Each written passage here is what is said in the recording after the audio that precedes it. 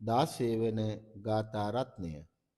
යෝචේ වස්ස සතං ජීවේ ආපස්සං ධම්ම මුත්තමං ඒකාහං ජීවිතං සෙය්‍යෝ පස්සතු ධම්ම මුත්තමං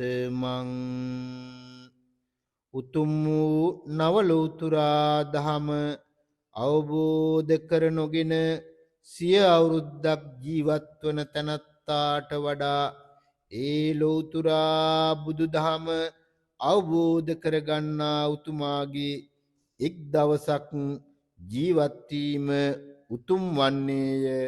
සහස්ස වග්ගෝ නිට්ඨිතෝ අටවන සහස්ස වර්ගය නිමාවට පත්වන්නේය.